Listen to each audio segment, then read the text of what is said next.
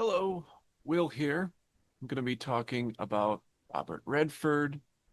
Initially, this was just going to be the audio, but we have some video as well.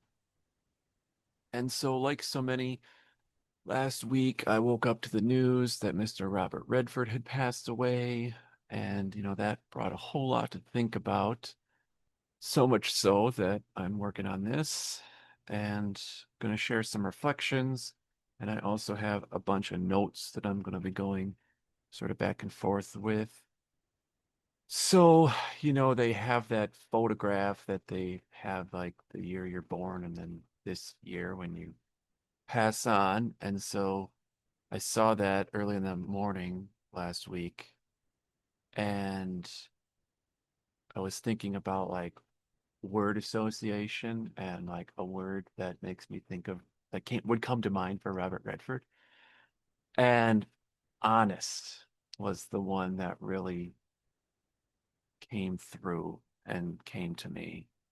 And just how cool to think about what an honest person he was. And also some other words that sort of come to mind are authentic and inspiring. So, yeah, what a guy and what a life, multifaceted and has just done so many things and impacted so many people that I kind of have a whole, I'm gonna go through it all here. And then another key thing that really first came to mind was actually his son James, because almost exactly 5 years ago, James Redford, who co-founded the Redford Center, passed away in 2020 at the age of 58 from cancer. And at the time, I was following the Redford Center and Sundance on social media, so I would get updates and things. And so when that came up, I thought it was actually about Robert Redford then, only to find out, oh, it's his son. And yeah, I remember that day that was really heavy and just like kind of makes you pause. I remember starting to reflect on sort of like what it then feels like to be in your 80s or an older elder and then lose a child, you know, and the way that family and life and everything is sort of affected. And we don't really talk about that as a society. Um, and so my deepest condolences go out to the Redford family, both for their loss in 2020 and now again in 2025. And I've also been thinking about all those who were connected to the nonprofit work that they both championed, and their contributions continue to touch lives and carry forward a vision of hope, diversity, creativity, and care. And so then since 2020, 5 years ago, anytime like I would watch a movie or in the news or something about Robert Redford, you always kind of then also think about his son too. Um, and sort of what that all means and who's just sort of part of the legacies.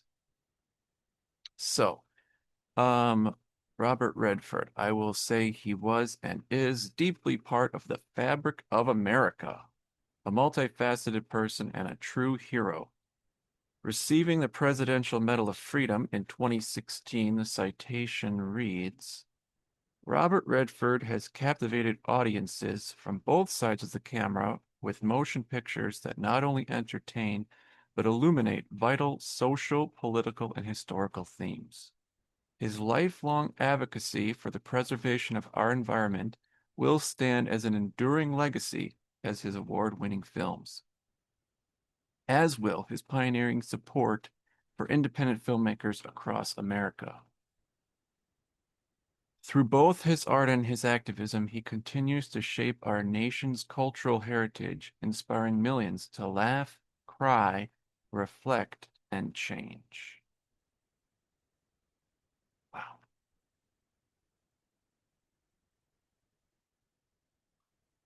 The seminal movie star, man of letters and advocacy, Robert Redford was the real deal. Over his prolific career, Redford has over 80 screen credits, directed 9 films, produced dozens, and supported thousands of independent films and documentaries through the Sundance Institute. He helped launch the careers of numerous filmmakers who went on to critical acclaim and champion projects with diverse voices and important human interest stories. He transformed the media landscape and our culture. As a key supporter of independent cinema and storytelling, Robert Redford was a powerful advocate for the arts as a force for social change. This leads to awareness, compassion, connection, empathy, unity, and understanding. And going hand in hand with this, Robert Redford was a pioneering environmentalist long before it became fashionable. He used his platform to become equally known as a conservationist just as much as his Hollywood notoriety, which is crazy because he was just the ultimate movie star. Redford served as a trustee for 50 years for the Natural Resource Defense Council, one of the most influential environmental organizations in the United States. And a write-up on them, the NRDC works to safeguard the earth, its people, plants, animals, and natural systems through science, law, and advocacy. Robert Redford's lifelong dedication to environmental conservation reflects a deep and lasting impact on the cause. Now I'm going to read a statement that the Redford Center gave.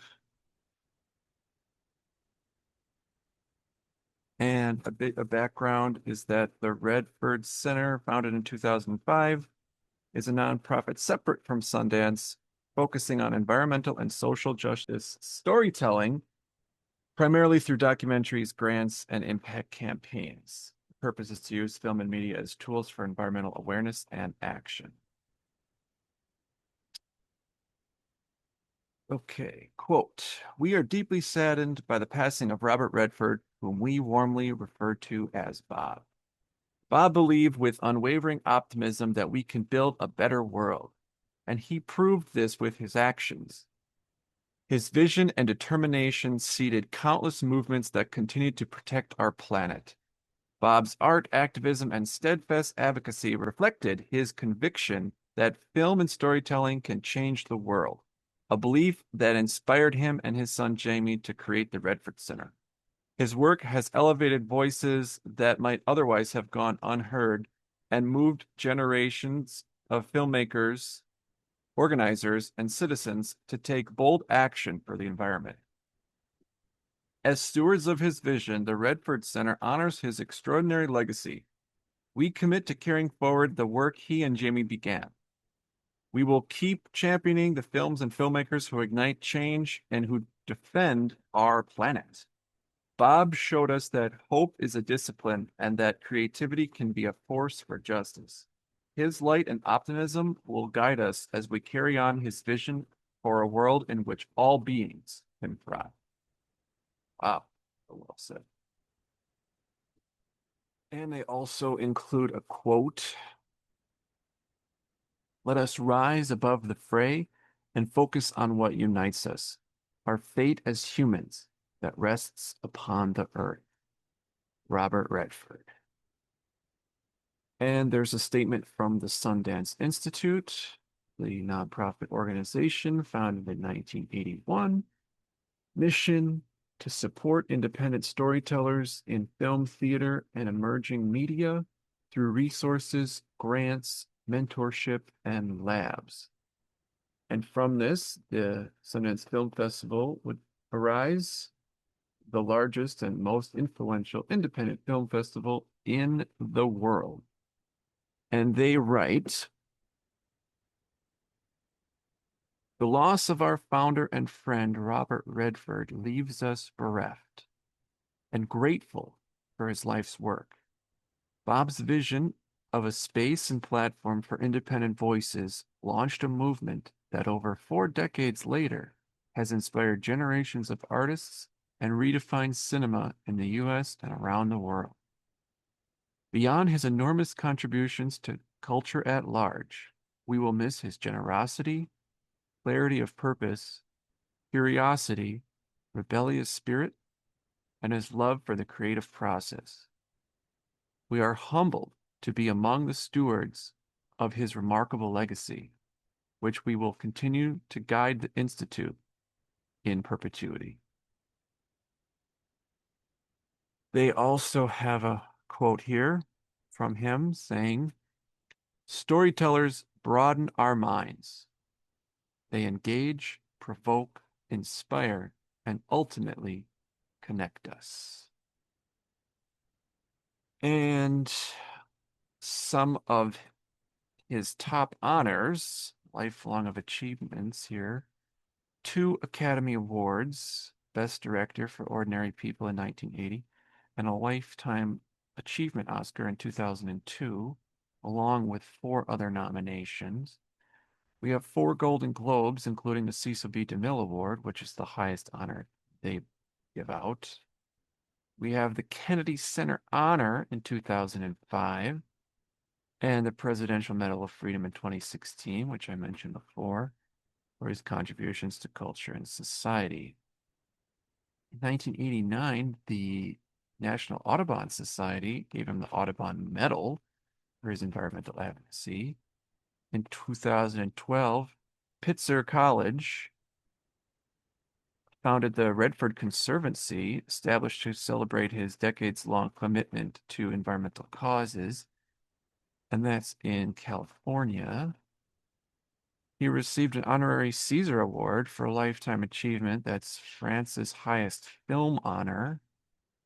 And he also got the Legion of Honor in 2010, which is the highest and most prestigious French National Order of Merit. He co-founded the Foundation to Protect New Mexico Wildlife, focusing on protecting habitats and safeguarding wild horses. And the list just goes on and on. The news of Robert Redford's passing carries a profound weight. His larger-than-life presence and the grandeur of his on-screen persona were unique, and in many ways have long been missing. Strangely, with the way times have changed, it feels almost as though he has been absent from our world before this moment. Robert Redford embodied quiet strength, humility, and integrity, qualities that unfortunately are increasingly rare today. I feel this is true not only of actors, but also public figures and role models more broadly. But with Robert Redford, his integrity and influence extended far beyond the screen, reflecting enduring truths, moral grounding, and the presence of a genuinely beloved figure. In an industry and modern media often driven by ego and spectacle, wealth and fame alone should never command admiration. True respect is earned through meaningful work, moral clarity, and the ability to inspire. Robert Redford strongly exemplified this, standing as a rare light of authenticity. He dedicated his life to purposeful work, stood firmly for humanity and principle, and used his platform as a force for good. His passing is felt not only as the loss of an extraordinary actor, but as the loss of a cultural touchstone whose influence reached far beyond the screen. Both symbolically and directly, Robert Redford had a significant impact on countless people. I feel one of the most powerful lessons he demonstrated was the importance of using our gifts to uplift others, to give back, and to remain engaged in community. His legacy reflects the strength of connection, the value of thoughtfulness, and the transformative power of engagement and creativity. His support for diverse storytellers showed how empowering the unheard can reshape art, culture, and the lives of those who create and experience it. And the results are all for the better. He stood as the antithesis of an industry obsessed with ego and empty spectacle. He used his fame and platform not for self-indulgence, but to spotlight vital stories and amplify voices often left unheard. He was committed to others, to our planet, far more than he was ever concerned with himself. In the end, he believed deeply in the importance and the power of we, and it very much showed.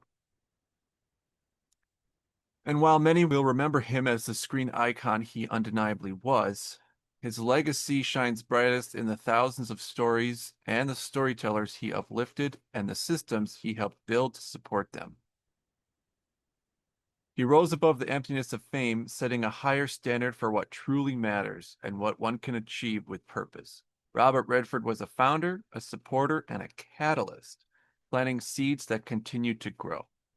He will always be remembered as a screen legend, but it is his advocacy and his leadership in the real world that make him a national hero. Other thing I instantly thought of was how I watched two Robert Redford films back in June and July of this year. And I had actually started watching them both in like 2011, long time ago, and only made it like a couple minutes in. So I was so glad this past summer that I was able to watch those movies, and they're fantastic. I highly recommend them. Super well crafted and enjoyable. Both period movies. Robert Redford was great. So many period movies. So the first one is The Great Gatsby, and the reason why I wanted to see that was because it's the 100th anniversary of the publication of the book, and it's considered one of the greatest American novels ever written. And the movie is great. It's so immersive and different and layered and pretty, and it won Academy Award for the best costumes. That really shows. And the sets, the music is phenomenal. Um, they just did a really good job of bringing it to life and making it feel very real. Um, and I remember watching it and being like, wait a second, Mia Farrow, Sam Waterston, Robert Redford are our three leads, and they're all still alive, at least when I'm watching it in, June. And I'm like, okay, where's the reunion? And then I'm like, where are the special features with them talking about this? And it's the 100th anniversary of the book, and then the movie doesn't kind of get as much sort of love as it should in a way for like what they're able to do and how sort of like a unique movie it is. So like it's probably played on Turner Classic Movies over the years, but I don't know. It definitely called for some kind of thing for them to like get on that and like do an event. People, live longer and they're all still around, and like it'd be interesting to know more about the making of the film and whatnot and their takes on it. So I guess we'll have to go look into past interviews or other things, but yeah, definitely check that out. Um, Good old Great Gatsby, F. Scott Fitzgerald. The other one being A River Runs Through It. And so that movie was made in 1992, directed by Robert Redford, and he does the narration for it as well, which is incredibly grounding and super great for the film. I think he's one of the best narrators in cinema or film history. There's just something so great. So I have something written about that.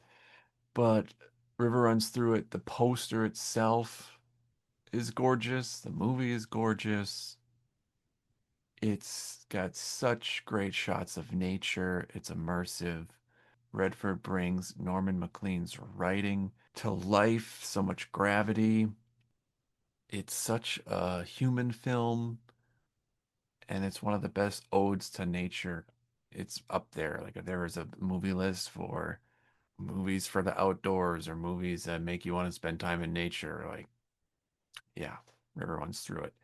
And I don't know how you can watch it and then not want to go fly fishing. So as a narrator, Robert Redford's voice is unmistakably smooth and warm. With a calm and measured cadence, he conveys both authority and approachability. Even in narration, it feels intimate, as if he's speaking directly to you. A subtle natural rasp surfaces from time to time, adding a sense of lived experience and quiet gravitas. He enunciates with care, yet speaks casually, giving his words a reflective, thoughtful quality. It's a dignified, encouraging voice that inspires wonder and carries assurance. Always the kind you want to hear from someone. Sincere, wise, and welcoming. Earnest and authentic, nostalgic and meditative, his narration finds its finest expression in A River Runs Through It. There, his voice takes on a gentle, almost lyrical rhythm, evoking both introspection and poise. It feels as though he is listening just as much he is speaking, sharing reflections that are deeply honest and meaningful. In the end, Redford's easygoing reverence and quiet charisma create a narration that is at once intimate and timeless. And I also really enjoyed in 2016, he did a documentary called National Parks Adventure. I think this was for like IMAX theaters and museums. And it's like 50 minutes long, but just seeing all that beautiful stuff of Yosemite and Yellowstone and going around the country, um, Crater Lake, Everglades, and his voice, it's such a match made in heaven and it brings it to such life. And in the 2000s, for the past 25 years, he's been a narrator for tons of environmental films and documentaries. Sacred Planet in 2004 with Disney. Got Grand Canyon Adventure. 2012, I really enjoyed A Fierce Green Fire, and that's sort of about the second half of the 20th century, talking about the history of the environmental movement.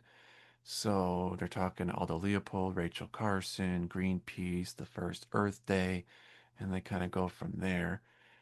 I haven't seen it in, you know, over a decade, but he's one of the narrators and it's well made. I also found out that he did America the Beautiful, narrating it, and that's 8 episodes on the Travel Channel for 8 different national parks, so sort of like an extended version and a special series. So I want to try and find that and enjoy that. And then with BBC Earth, who does the Planet Earth stuff, he did Earth One Amazing Day as the narrator in 2017, and that's really good. And I want to revisit that as well. Cheers to the narration of Robert Redford. The other thing, next film, is in 2013. I was a teenager, and there's a new Robert Redford film. It's called All Is Lost.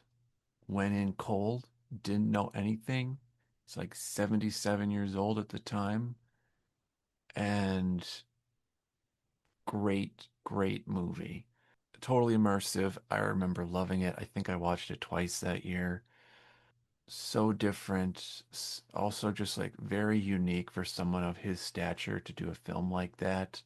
I found it to be like a really great artistic statement, and he was still and continued to push the envelope artistically and do things that not only challenged him, but had something to say, both like in movie making and aesthetically and tone, but then also like what the morals of that movie is and sort of what makes you think about, both literally and metaphorically.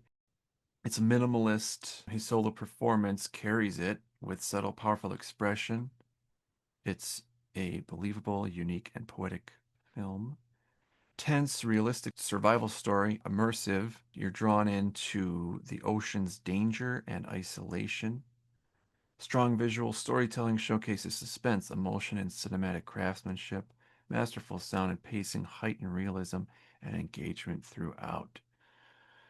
So yeah, I loved that I was able to connect with that film back then, and I think that it just is a feather in the cap of the long filmography of Robert Redford. Another thing that I'll never forget is Robert Redford's advocacy and support for Native American communities. And with Standing Rock and the Dakota Access Pipeline in 2015 and 2016 and those protests, he spoke out in support of the Standing Rock Sioux and against the construction of the Dakota Access Pipeline. Through editorials and public statements, he advocated for the protection of indigenous lands, water rights, and environmental stewardship, emphasizing both the importance of listening to Native voices and defending public resources.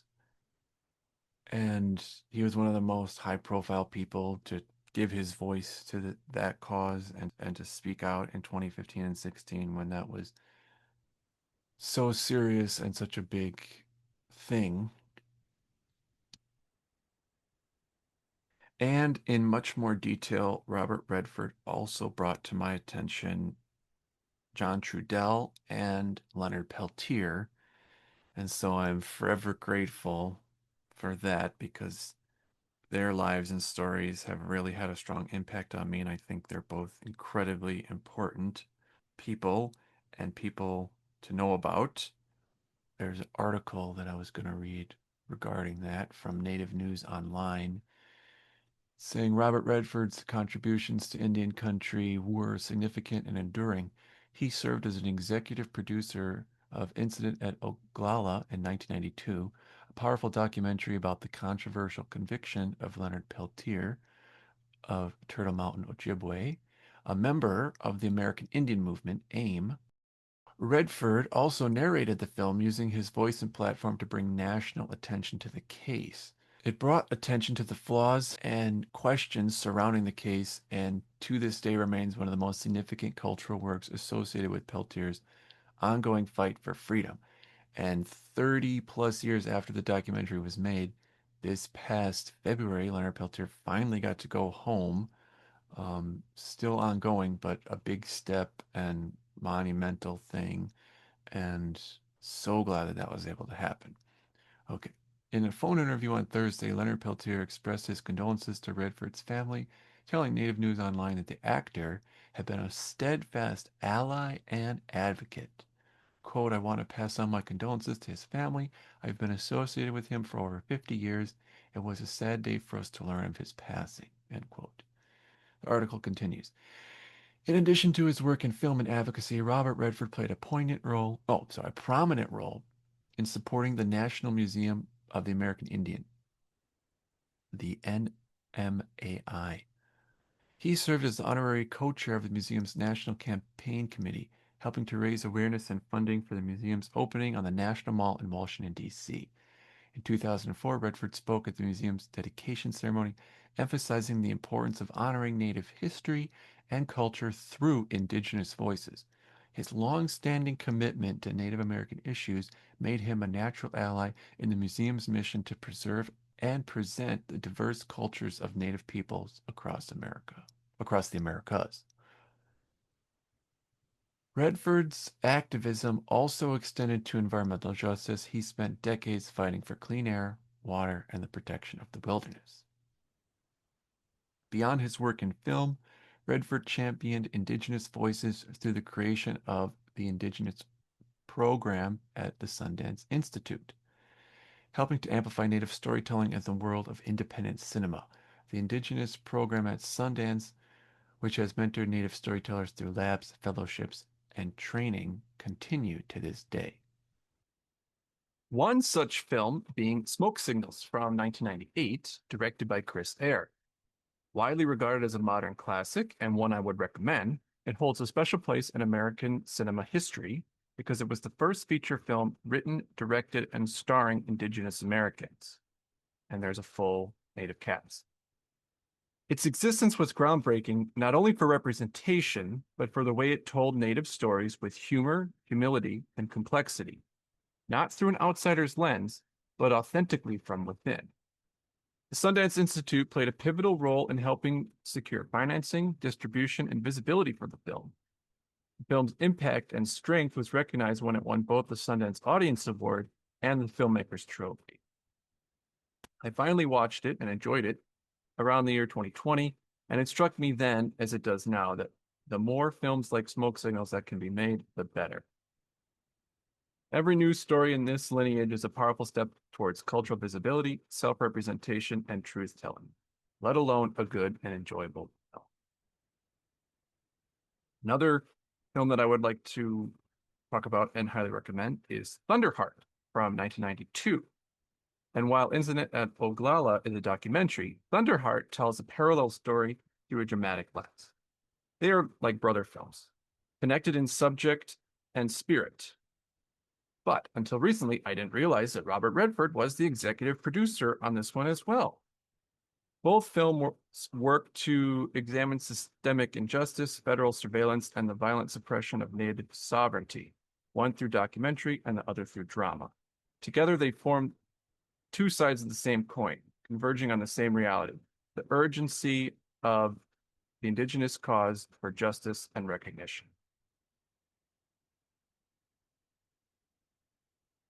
Starting in the 1970s, this was also a time when John Trudell emerged as a towering voice, a poet, activist, and thinker whose words carried generations. Trudell's importance is immense. His speeches, writings, and performances fused art with resistance, and his ability to articulate truth with fire and clarity continues to inspire today. Robert Redford recognized this, helped amplify Trudell's work by executive producing the documentary about him in 2005. Once again, one that I've seen, didn't know he was the executive producer. Later, one of Trudell's most famous speeches was set alongside footage from Standing Rock in 2015 and 16, capturing the spirit of the water protectors. And that short film was released through the Redford Center. I watched it then and was very much impressed and inspired. It was a moment that bridged eras of activism, carrying Trudell's voice and timeless empowerment. What becomes clear in the larger picture is that Robert Redford did something truly rare in Hollywood. He used his platform, his credibility, and his resources for true advocacy. Again and again, he produced and supported films that spotlighted Native struggles, amplified Indigenous voices, and promoted environmental and human rights activism. Few of his generation in Hollywood, in fact, few of any generation, have wielded their influence to such a sustained and principled way. His choices mattered. They gave visibility to voices long silenced, and they left a cultural and political impact that continues to ripple outward for a better society and a better world. A bit of background. Robert Redford was both the man and the icon, a figure whose life and work reflect an individual shaped by curiosity, discipline, and commitment to authenticity. Born in 1936 in Los Angeles, he was raised in a working-class family. Before Hollywood as a young adult, he traveled through Europe to study art and observe the wider world, a period he would later describe as formative in shaping his perspective. He would then connect deeply with the New York acting scene, where he thrived, and soon success and fame came in abundance. Yet he remained wary of celebrity culture and thus kept a personal life largely outside of the Hollywood glare. He spent decades in nature, particularly on the land around his Utah home, where he found a grounding presence and meaning. Quote, "Most of the wisdom I have is a byproduct of what I've learned in these mountains. Nature saved me more than once. It taught me humility, resilience, and patience. Out here, you learn what really matters. Nature governs everything, and it embraces you." End quote. Meanwhile, his talent made him an unmistakable presence on screen. The golden hair actor's charisma and poise drew audiences and broke box offices, bringing to life characters who were handsome yet complex. Together with Paul Newman, he transformed the buddy film into something much larger, creating works that were richly layered and culturally resonant. Their skills secured both the films and themselves a place in cinema history. In a film like Jeremiah Johnson, Redford combined rugged independence with depth and nuance, creating a figure that felt distinctly American yet evolving. And in All the President's Men in 1976, Redford embodied the relentless pursuit of truth, demonstrating the power of sound journalism and topical filmmaking. Beyond his status as a movie star, Redford came to symbolize integrity, personal spirit, and thoughtful heroism. And a bit more on his cultural image that transcended mere stardom. One, the All-American. In the 1960s and 70s, Redford embodied a particular ideal of American masculinity. But unlike, say, a Steve McQueen or Clint Eastwood, he wasn't defined by sheer toughness. Instead, he carried a warmth and sensitivity beneath his charm. That combination made him more human, more real, and gave his characters an enduring thoughtfulness. The reluctant hero. Whether playing the charming outlaw in Butch Cassidy and the Sundance Kid or the truth-seeking analyst in 3 Days of the Condor, Redford captured the spirit of New Hollywood, characters who were not invincible archetypes, but men navigating flawed systems, corruption, and uncertainty. Sometimes he was the likable rebel, other times the lone idealist, but always he gave audiences a hero with complexity, vulnerability, and conscience. He became a figure who reflected the moral compass in an age of moral ambiguity. 3. Independent spirit.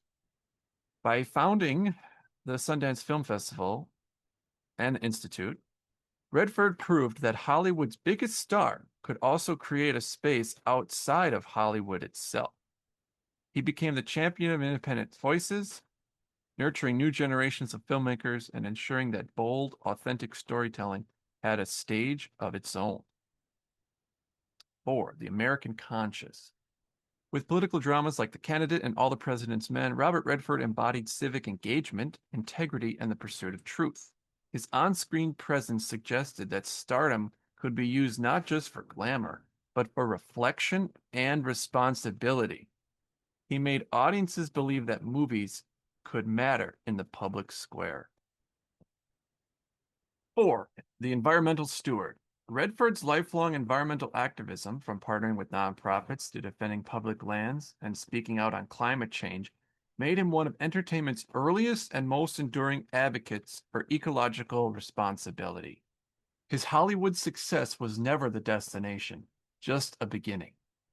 For him, the natural world is a sacred trust, a responsibility, and a duty to protect for the next generation and beyond. His work and his storytelling reflect such principles. Overall, in his films and in his life, Robert Redford resisted corruption, exposed injustice, and pursued something larger than self-interest. Rugged yet reflective, skeptical yet empowering, deeply committed to democracy, he reimagined the American ideal. As a man, he was contemplative, principled, and grounded in nature. As an icon, he was the golden figure who evolved the American hero. He gave voice to conscience, championed independent art, and stood as a guardian of the natural world. Robert Redford was both a man of action and a model of thoughtful leadership. He led by example, he uplifted others, and he showed us how to use one's platform for a better world. Let's talk about some of Robert Redford's beloved films. It's also a good time to talk about the AFI and the National Film Registry. So, the National Film Registry is part of the Library of Congress, and Robert Redford has 5 films that have been selected as being culturally, historically, or artfully significant. And the AFI is the American Film Institute. And in the 2000s, early 2000s, they got together a jury of over 1,500 people who then voted on the top 100 American films of all time. And then they presented this on a TV show with like the best people in the film industry, directors, actors, all kind of talking about their takes on the selections, and it made really great programs to watch and enjoy. Just a great celebration of cinema and American history and drama and the art of acting, art of directing. So they did the top 100 films ever starting in 1998. Then they did it again in 2007. They also did lists listing the top stars, the top uh, comedic movies, the top 100 thrillers, heroes, songs, quotes. Um, really, really good TV specials that they stopped doing, unfortunately, but it gave such great context to the history of cinema, and I'm so grateful that I got to grow up watching those AFI specials. And so these first three films, we got Butch Cassidy and Sundance Kid, The Sting, All the President's Men. Those are all in the National Film Registry, and they show up on the AFI film list multiple times. So Butch Cassidy and the Sundance Kid, probably the first Robert Redford film I ever saw, and I either saw it because of seeing the clips on the AFI countdown and not knowing what the movie was, or around the same time when I was a kid, the local movie theaters used to have murals of movies that were like all line drawings and then the different characters and the different famous scenes kind of all in one collage. And I remember seeing Robert Redford as a Sundance Kid in one of those murals with his hat and his mustache and his eyes, his blue eyes, like staring at the camera. So striking. So, sometime around maybe 10 years old, I saw Butch Cassidy and the Sundance Kid, maybe a tiny bit older. And then I probably watched it again as a teenager, but it's been a long time since I actually sat down and watched the whole movie. But 1969, considered one of the best westerns of all time, hugely successful, won 4 Oscars, super entertaining, definitely different. The whole new Hollywood, it's a big part of that. A very engrossing movie and a fun movie and different and interesting because like they're anti-heroes, they're outlaws, they're famous outlaws. It's not, it's they're taking the whole Butch Cassidy Western legend of real people and then making up whatever story they want to tell to be entertaining with like a few couple of nods to what they actually did, but it's stretched for dramatic purposes. But as a kid, clearly remember the famous scene of them on the bicycle for Raindrops Keep Falling in My Head for that song being played and how like anachronistic that is. But it worked, I guess. There's obviously the famous jump scene, like that really stands out. And then it has one of the greatest endings of all time. I think that like that definitely stays with you. And I even remember as a kid thinking about that ending, thinking about those characters, how real it all feels, and just like the philosophy of that ending. You're not only caring for the characters and in the story, but like you also then like naturally put yourself in the role in a way. Yeah, it was definitely a lot to think about because I just like, had never compared to like animation or kids movies, you normally don't see a movie that ends like that at all. So yeah, definitely one that stands the test of time and, etched itself into cultural history there. That's also like the breakout role for Robert Redford that like launched him into major star status.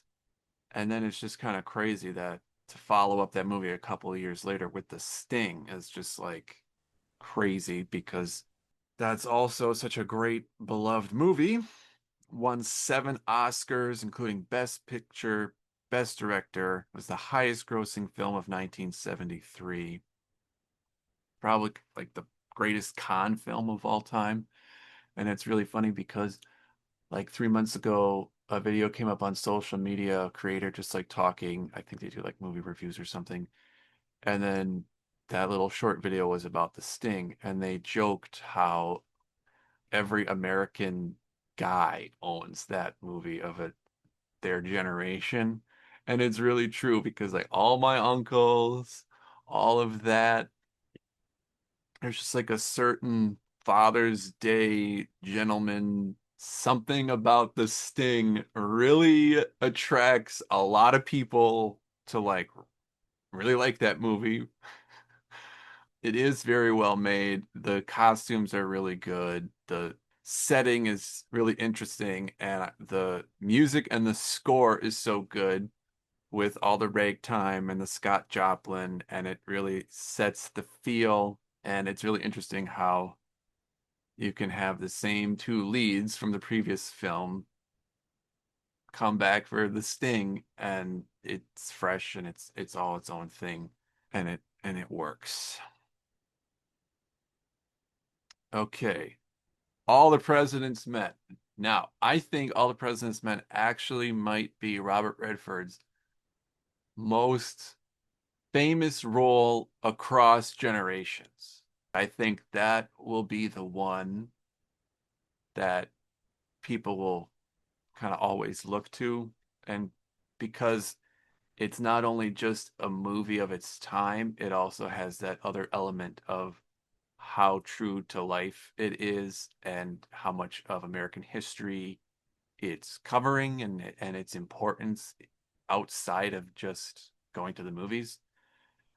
And it's crazy how real All the President's Men feels as a movie. I think it's almost feels documentary-esque at times due to how much they lean into the realism and how well it's executed as a movie because it's not approached in a stylized way. It's very grounded. Other than, I guess, like the scenes in the parking garage, those are very cinematic. But yeah, it very much feels like a documentary, and it's probably the most important journalistic movie ever made.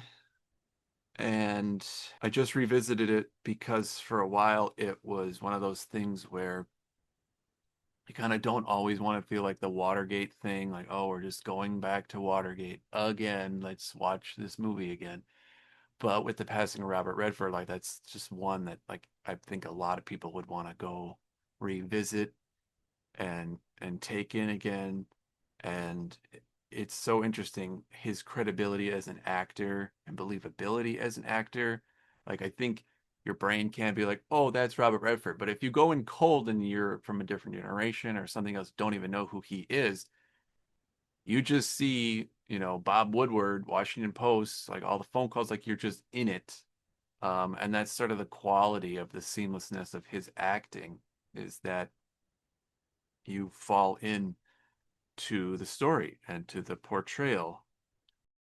Something that's so interesting about All the President's Men is that in seventh grade for me, we got to watch the movie. I don't know if they like screened out some of the swear words.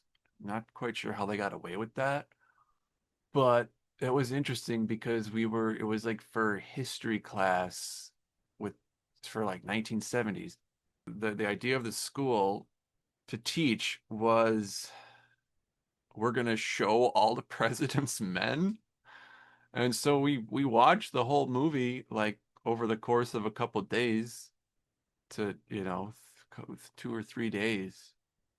I remember reflecting on that too because that was like the only time we ever watched a movie in school that wasn't like for entertainment purposes, like, here's something on a free day before winter break or something, some cartoon. So it just goes to show you the fact that All the President's Men was welcomed into the teaching of American public school system, how profound, important, and unique that movie is. There is also like an aspect of that film as a teenager that was one of that was sort of bothersome to where like you believe in it more than where we've come since that movie came out. So the movie's like, speaking truth to power, we're covering ground, we're exposing secrets, we're that's the power of the people and the journalism, and we're finding the truth and we're publishing the truth. And it's like an era that's like destabilized, but it's still kind of working out. Like there's still hope, but then obviously so much kind of changed and everything became so different in the 2000s and obviously in the last decade or so too, just like how crazy things are in the United States. There is sort of this aspect to All the President's Men where like back when journalism actually was journalism or like had integrity, but if anything, we have it. We have the film to document that time period and to show future generations what it was all about and what it was like to live then and what was happening in the country. The film had 8 Oscar nominations and won a few of those. All right, going back a little bit earlier, 1967 to Barefoot in the Park, one of his films with Jane Fonda. The colors are strong, the zaniness is popping, and Jane Fonda and Robert Redford are just peachy.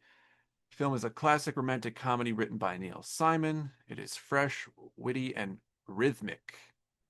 The 1963 Broadway play ran for over 1,500 performances, and the 1967 film remains iconic.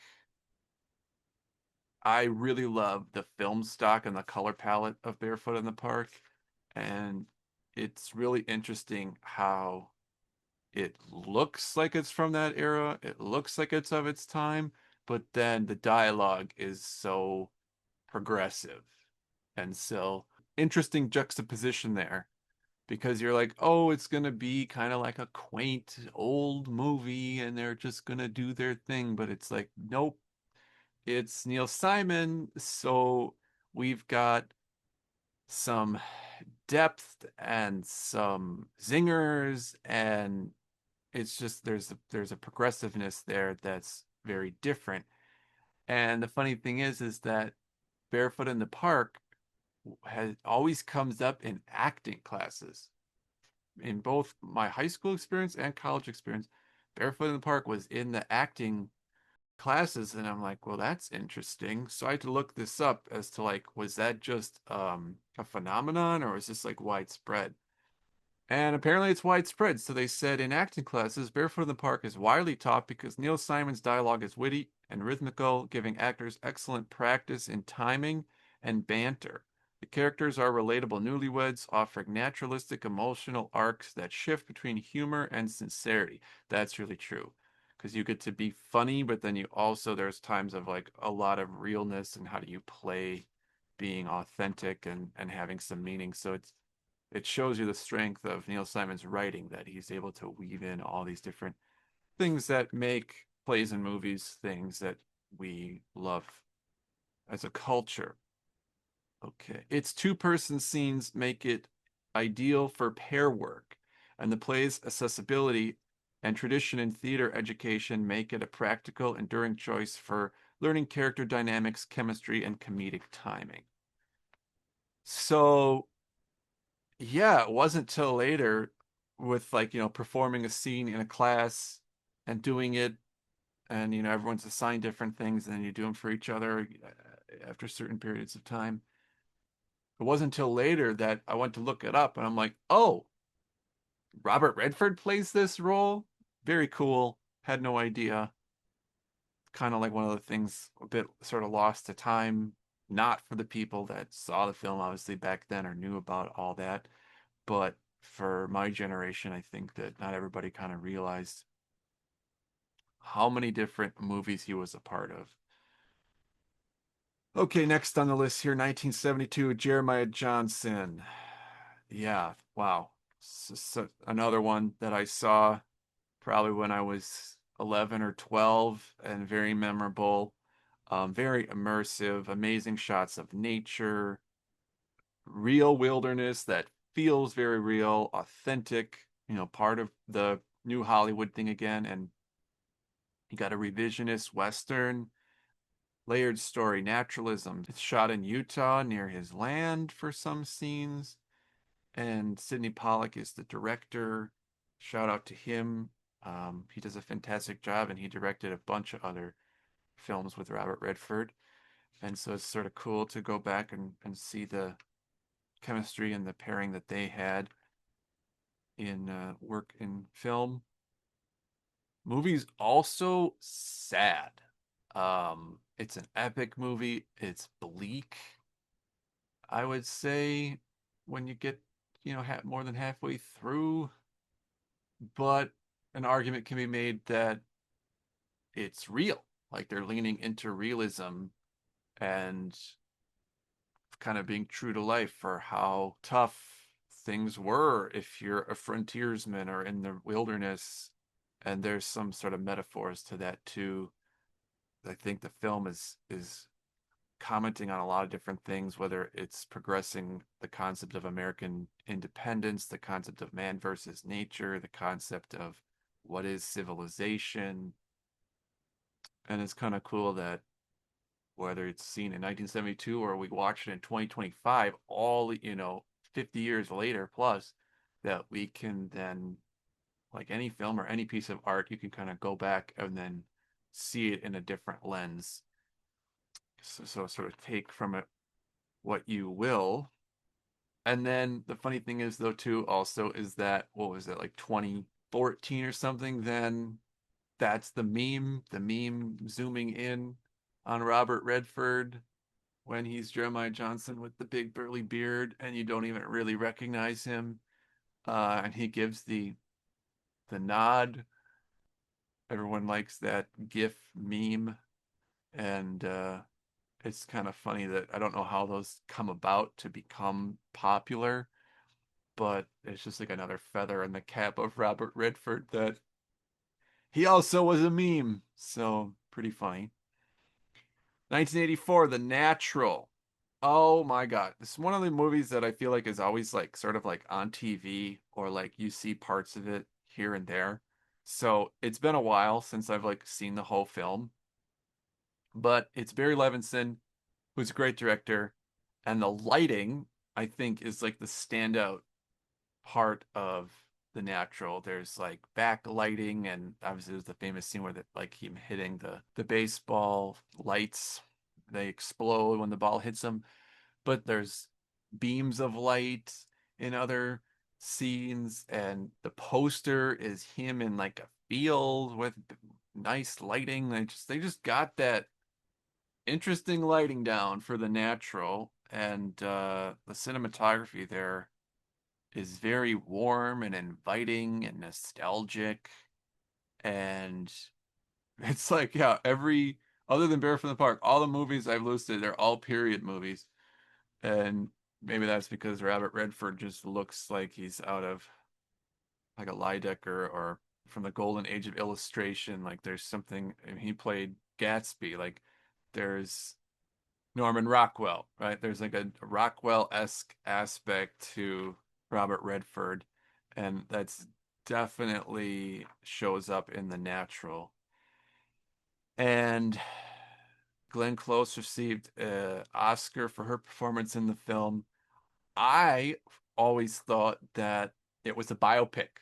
I thought that the whole cool concept of The Natural is like, oh, there was once this guy who thought he was past his prime, but he was actually so good at baseball in the 20s or in the early days that he then got on the team as an old guy and was awesome and beloved and he could do it. And I, I just didn't realize that it's not, that it's from a book that's not based on a real person. I think they blended a couple of different baseball legends to make the movie. Um, and another big standout from the film is Randy Newman. Shout out Randy Newman. He scores the film and he brings his music and that makes it such like a Americana pastiche and just, perfect a person to use for the music of the film. Okay, going back again to 1975, 3 Days of the Condor, this a seminal 70s movie and the ultimate political thriller of the time, a smart, tense, and culturally reflective thriller. And yeah, what a movie. It, it's so 70s. It still holds up. Another one directed by Sidney Pollack.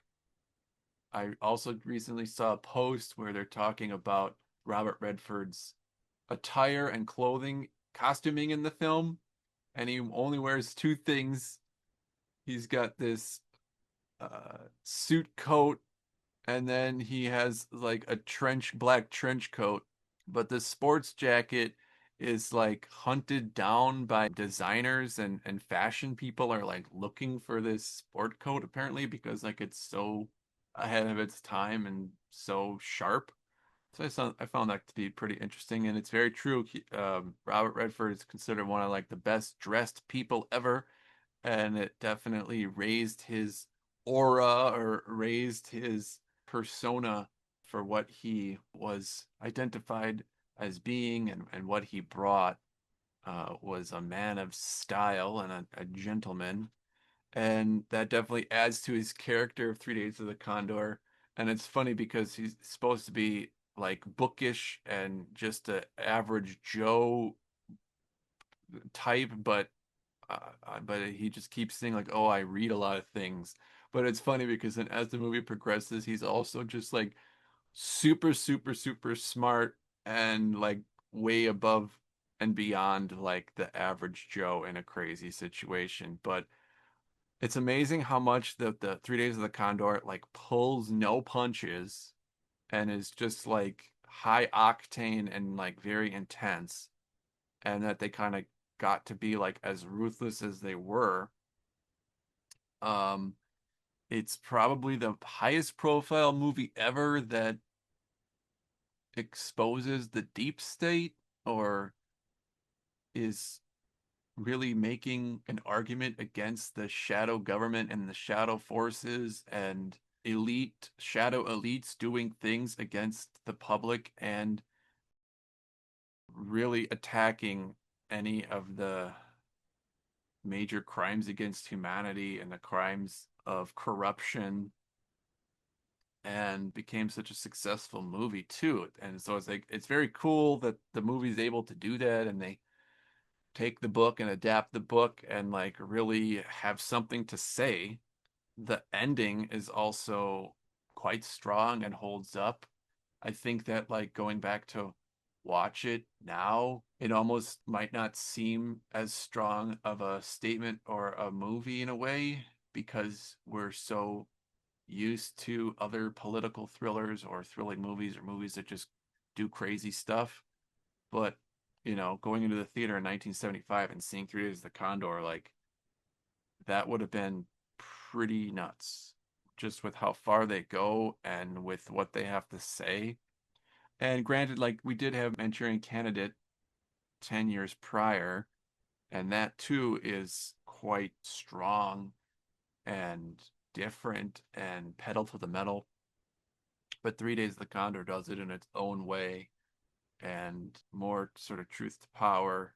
And I think that things like Die Hard, which would come a decade later, Born Identity, which would come 30 years later, both of those movies really owe a lot to 3 Days of the Condor. And yeah, Robert Redford, his character, he does it, he's doing it.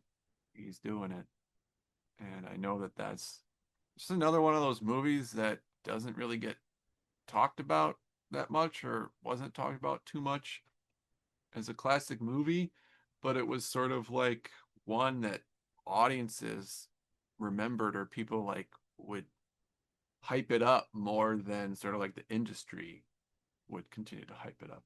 So definitely one to check out. And Twilight Zone, taking a shift into TV. Back once again in the 2000s with cable, Sci-Fi Network used to do maybe they still do, I don't know, do the Twilight Zone marathon.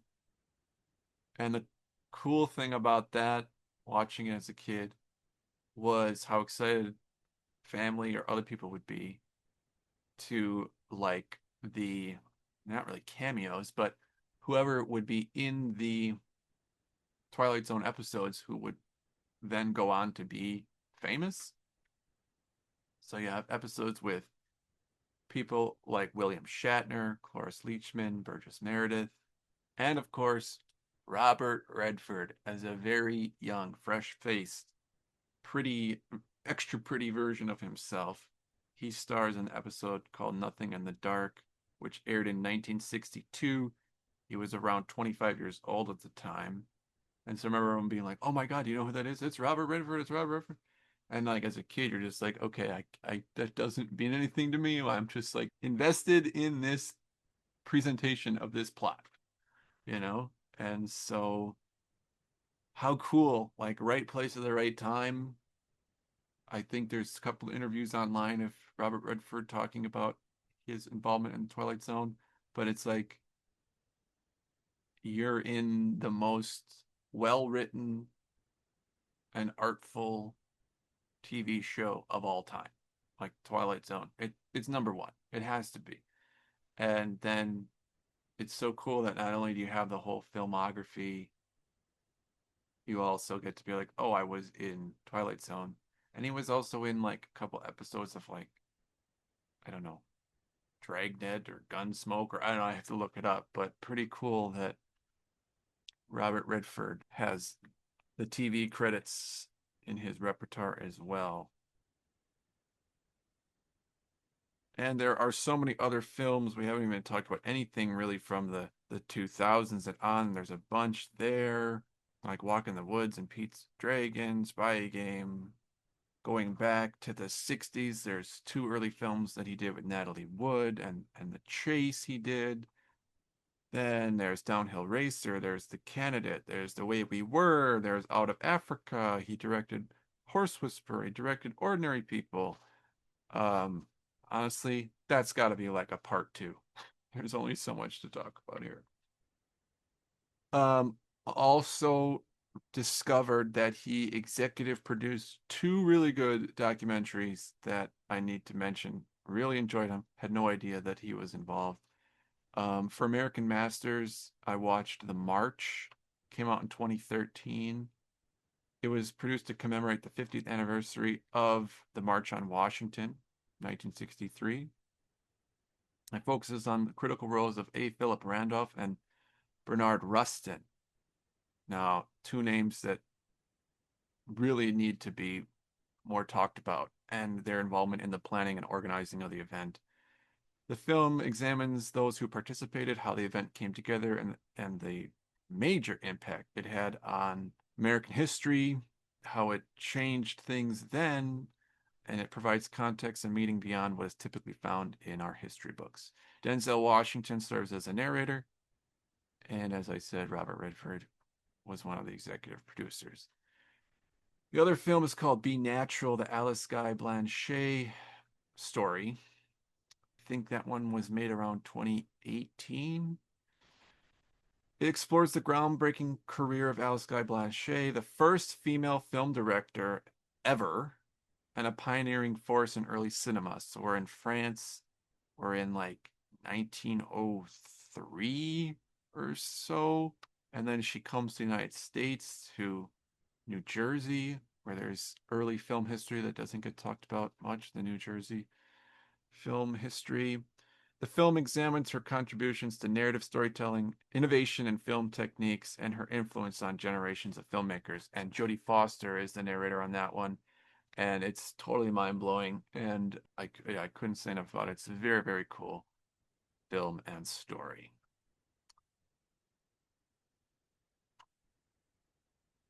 The other thing that came to mind with Robert Redford's passing was just how many people are passing away. Um, and a lot of legends and just really important people, and especially in the arts. So I just did a quick list just to kind of look over the past year. Um,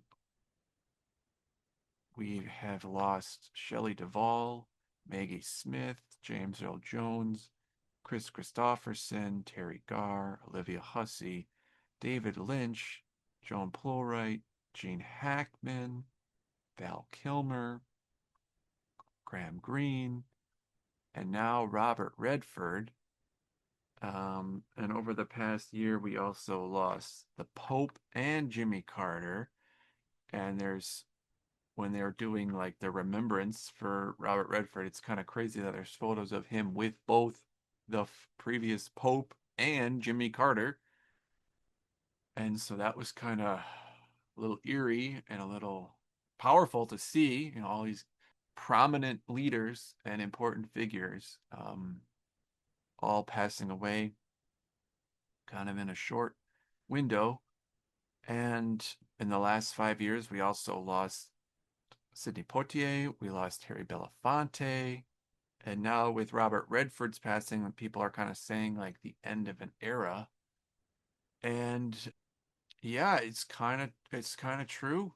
It's definitely sort of feels that way in the kind of movies that used to be made, the kind of films that were accessible, how close they were to real life, current events, how well written they were, what the stars represented.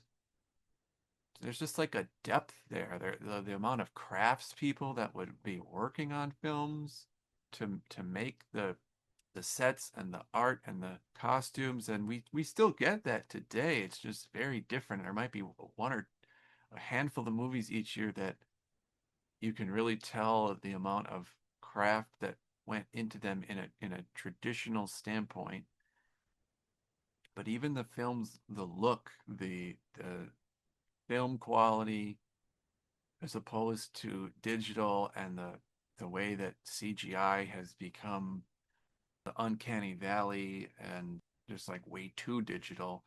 It's just not the same as the feel and the immersiveness as some of these classic films, and their tone and how much they pull you in, and then what they do to national consciousness, or what they do to frame the conversations, frame understanding or change.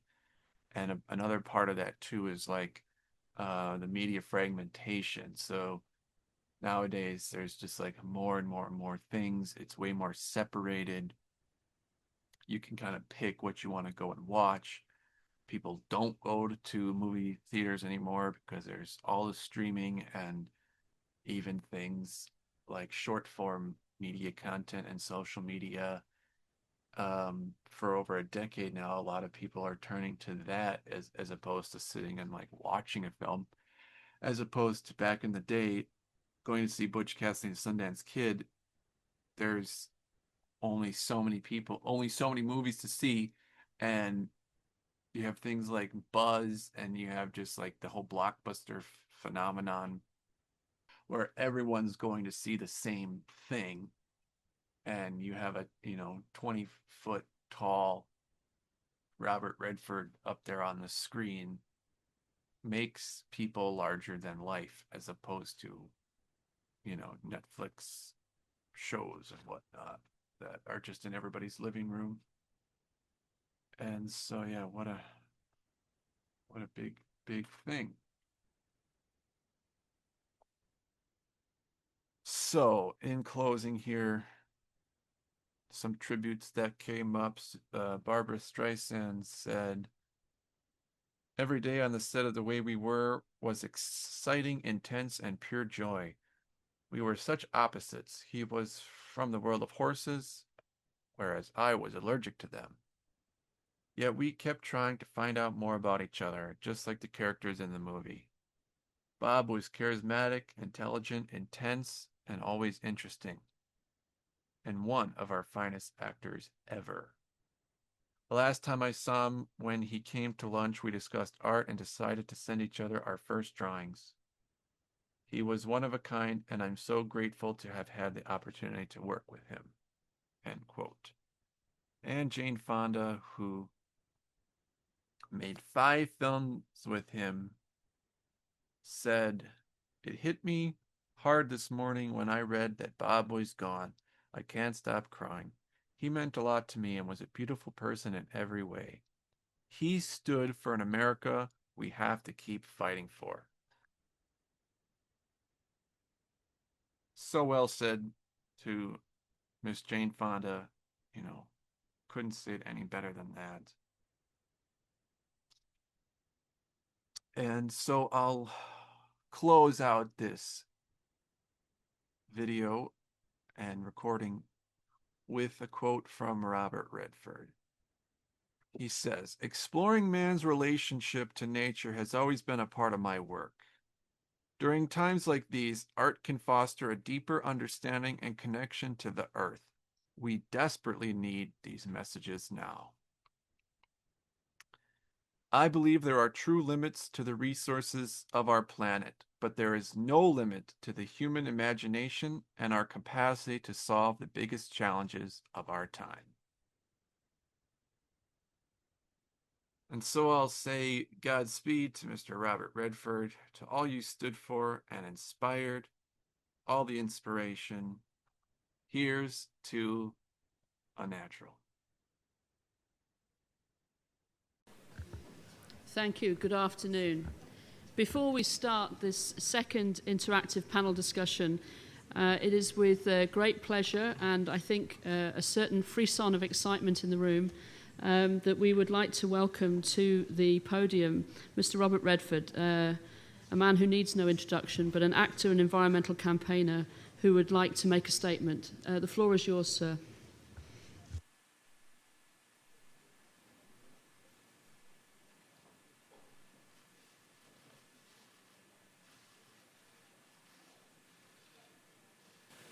Thank you. Thank you, Mr. President, Mr. Secretary General, ministers, ladies and gentlemen, and I'd like to add fellow citizens. I'm here today as an environmental advocate, but also a father, grandfather, and a concerned citizen, one of billions around the world who are urging you to take action now on climate change. I'm an actor. I'm sorry about that. I'm an actor by trade. I'm an actor by trade, but I'm an activist by nature. Somebody who's always believed that we must find the balance between what we develop for our survival and what we preserve for survival. Your mission is as simple as it is daunting: to save the world before it's too late. Now, my own engagement on climate change began more than 40 years ago, but the urgency that I felt then has only grown stronger. And along the way, one of my initiatives was to bring mayors from around the world who are closest to the people, bring them together at Sundance to talk about the threats of climate change. And when the nations of the world gather in Paris this year, they're going to be joined by those mayors and also business and civic leaders, all ready to make commitments to action now. And nothing less than the fate of our planet is hanging in the balance. And the imperative for action should not be more clear. So today, we can no longer claim ignorance as an excuse for inaction, because it's the overwhelming judgment of science that climate change is real and the result of human activity. And as Pope Francis has so eloquently pointed out, climate change is a moral imperative that transcends politics. And we see the effects all around us, from drought and famine in Africa and heat waves in South Asia to wildfires across North America, devastating hurricanes, tornadoes, crippling floods here in New York. The heat wave in India and Pakistan has already claimed more than 2,300 lives, making it one of the deadliest in history. And so, everywhere we look, moderate weather seems to be going extinct. All the years of the 21st century so far have ranked among the warmest on record. And as temperatures rise, so do global instability, poverty, and conflict. Now, the best scientists in the world tell us that we've already used up more than half of our remaining carbon budget. Now, an increase of just 2 degrees Celsius is all that separates our planet from becoming less habitable.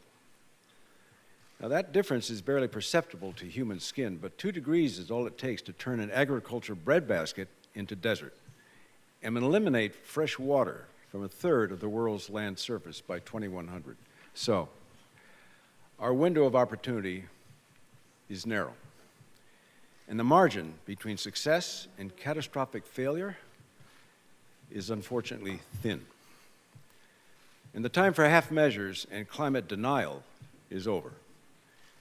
Unless we move quickly away from fossil fuels, we're going to destroy the air we breathe, the water we drink, the health of our children, grandchildren, and future generations. And if we're going to avoid the worst of the impacts, then we've just got to act boldly, and we must act immediately. Because we're all responsible for this crisis. And right now, citizens, communities, corporations, and countries around the world are stepping up to the challenge. So that's the good news. More than 500 cities have made that decision to create jobs, improve the quality of life, and reduce emissions by investing in clean energy. Last year, US and China, the 2 largest emitters of greenhouse gas, agreed to historic carbon reductions. But look, no country can solve this crisis alone. We've all got to do more. We must be a movement that includes every single nation on Earth, because climate change affects every nation on Earth. So this December, the world must unite behind a common goal. Because look, this is it. This is our only planet, our only life source. This may be our last chance. Our planet's resources are limited, but there's no limit to the human imagination and our capacity to solve bigger problems. So only by acting now and standing together behind a universal climate agreement can we live up to the UN's promise that was made years ago, its founding promise. And only by acting now and standing together can we achieve the results we need in the time that we have left. And only by acting now and standing together can we begin to tip the scales and change the course of history. When 193 countries take center stage in Paris this December, the citizens of the world are going to be watching. And we're going to be looking to you to assume the leading role in combating climate change. And I, for one, hope you will embrace that role with courage and conviction. Thank you.